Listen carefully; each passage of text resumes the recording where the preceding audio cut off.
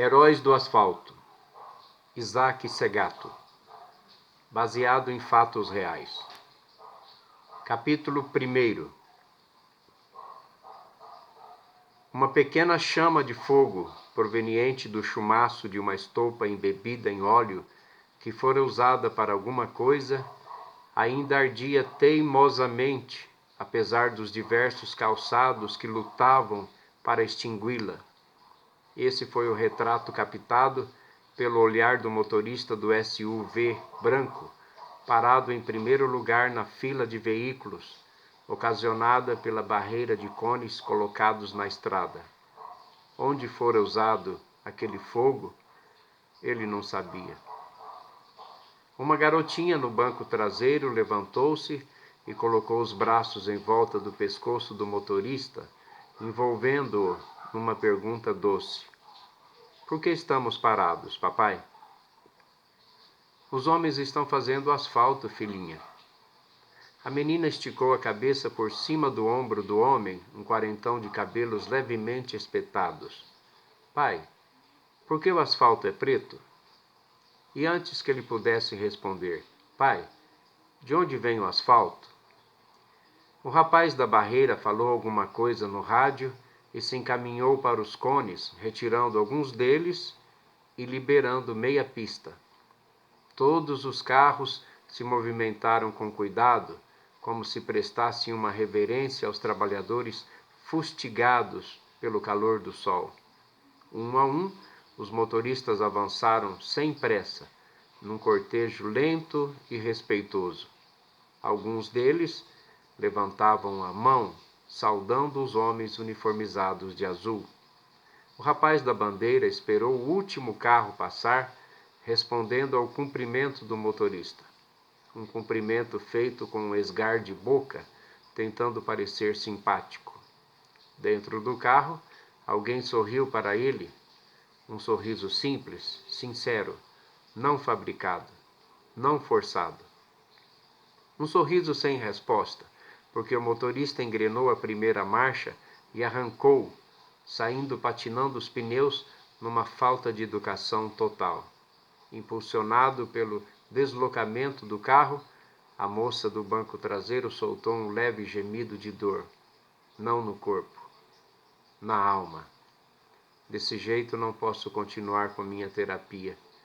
Acho que vou voltar a ser a menina má de antes, a mocinha má de quando a mamãe era viva. O carro marrom mascavo andou cerca de 3 quilômetros e parou no final da fila novamente, e o motorista soltou um murmúrio de desagrado. Dentro do veículo reinava um ambiente carregado, tenso, com os 3 ocupantes de olhares sombrios, raramente se comunicando, e quando o faziam, eram com gestos nervosos. Na segunda barreira, um gordinho de chapéu amassado falava ao rádio, o olhar fito na fila de carros parados.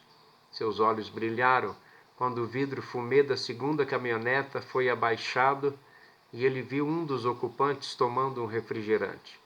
Uma sede repentina o assaltou.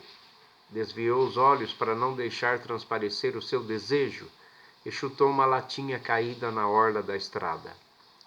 Outra latinha foi jogada aos seus pés e ele caprichou no segundo chute.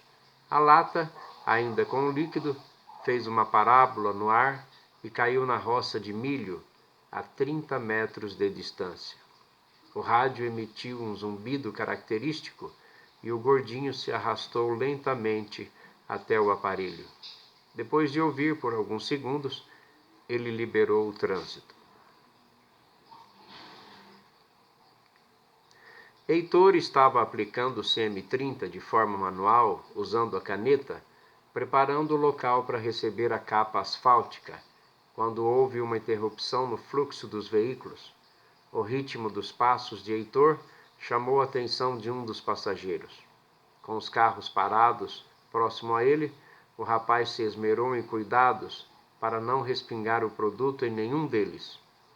Um garoto sardento, no banco da frente de um sedã azul, abaixou o vidro elétrico e perguntou, como se fosse um adulto: Moço, você está dançando?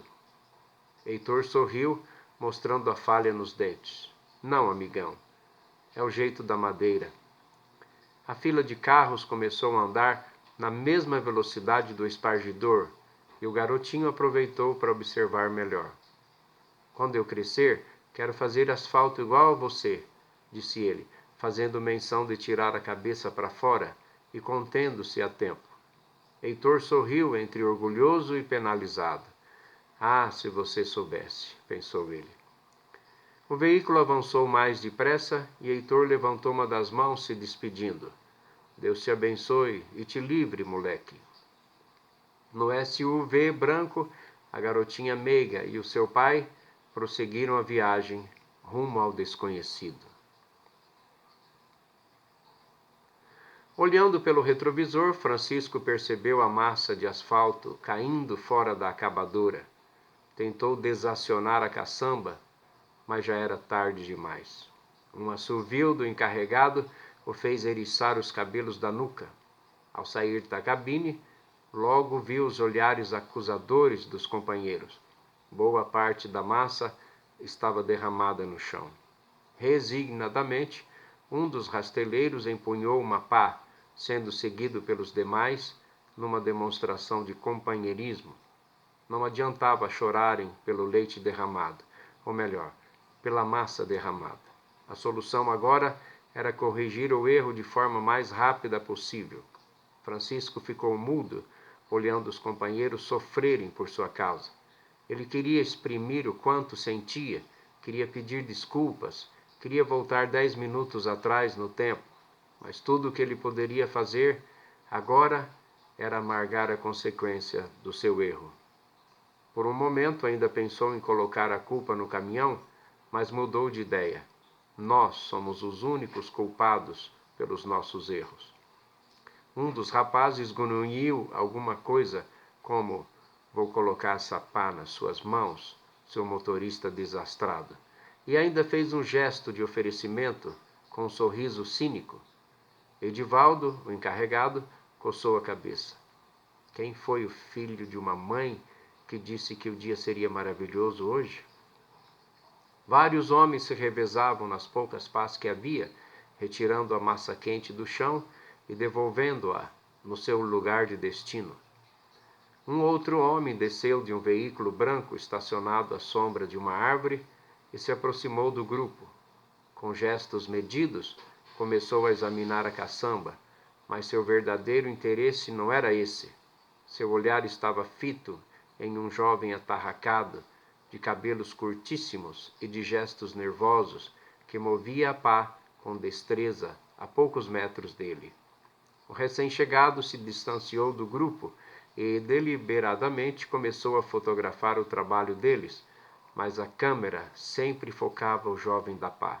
No pescoço dele havia uma pequena cicatriz de um pássaro, a mesma cicatriz fotografada 5 anos antes, durante um atentado à vida de uma pessoa muito importante, um homem que escapara da morte e que agora estava lhe pagando para obter sua vingança. O homem movia o celular para todos os ângulos, mas o seu alvo já estava previamente definido. Por várias vezes ele colheu a imagem em diversos momentos e em diversos ângulos, até que finalmente acionou a câmera com um sorriso. Foi no momento em que o jovem atarracado inclinou a cabeça para um lado, desnudando o pescoço. Com um sorriso disfarçado, para esconder a sua satisfação, ele imediatamente enviou a foto para alguém, digitando em seguida: será este o nosso homem?